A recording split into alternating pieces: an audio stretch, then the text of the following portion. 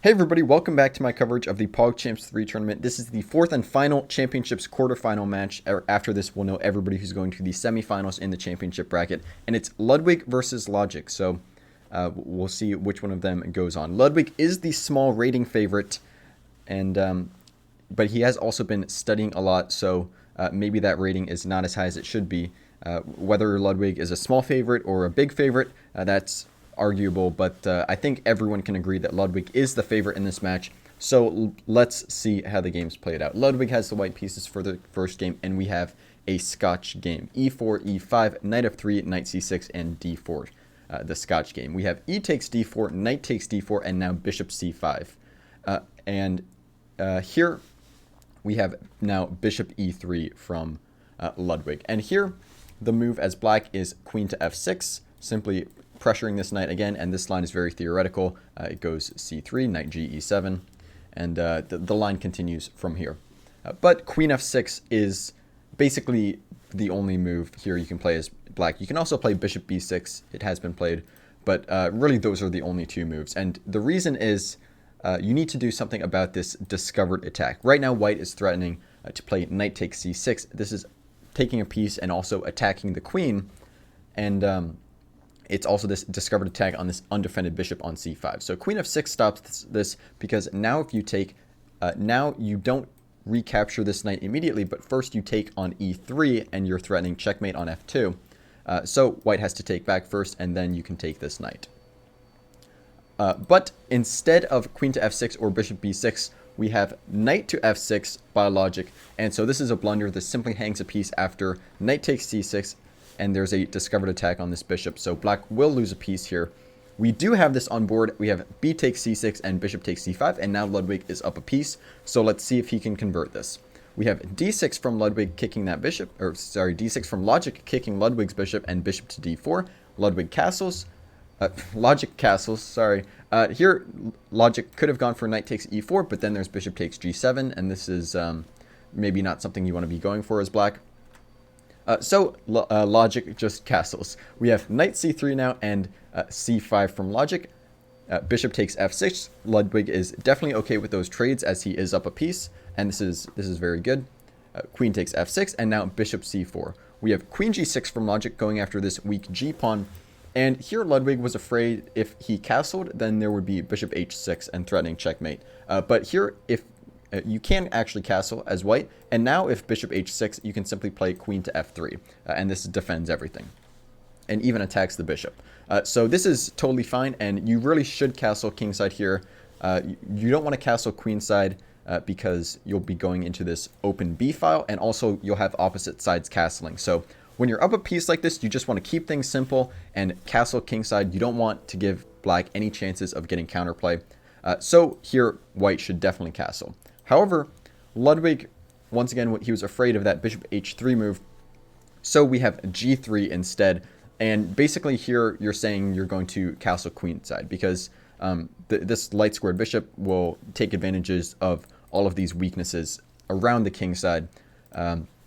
You could bring your bishop back and try to defend them with like bishop f1 to g2, but that's a bit slow. And so with this g3 move, now you're pretty much committed to castling queenside, which is not going to be the cleanest as it may open counterplay options to black. At least black's chances for counterplay will be greater than if white had castled kingside. Anyway, we have bishop g4 now from logic and f3 from Ludwig, and this is basically committing castling queenside now.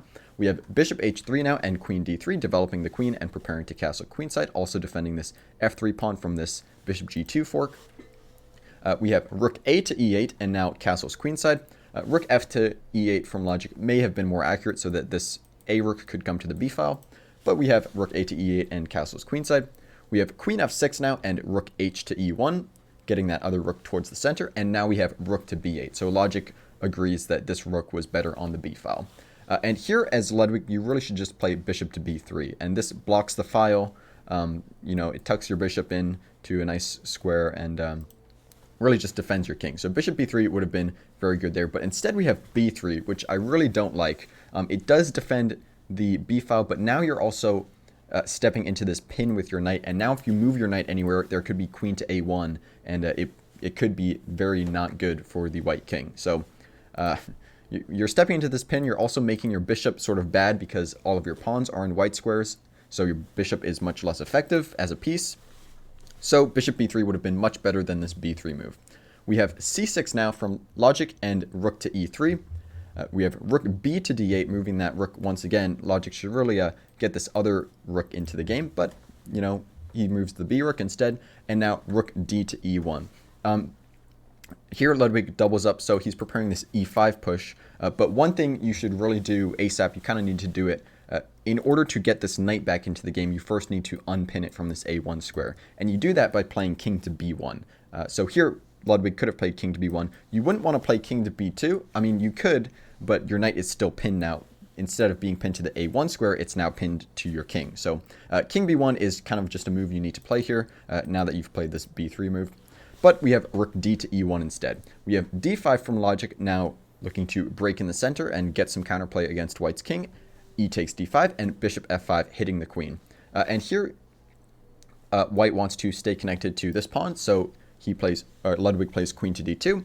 We have h6 from logic, and now we have this huge blunder from Ludwig. This pin knight to the a1 square comes back to bite him, and also now that this queen is on d1, the white king cannot even escape to d2. So we have knight to e4 from Ludwig, and this allows a checkmate in 1 from logic, which he goes for. Queen to a1, checkmate, and he swindles the win. Logic swindling the win out of Ludwig in this short miniature, only 22 moves.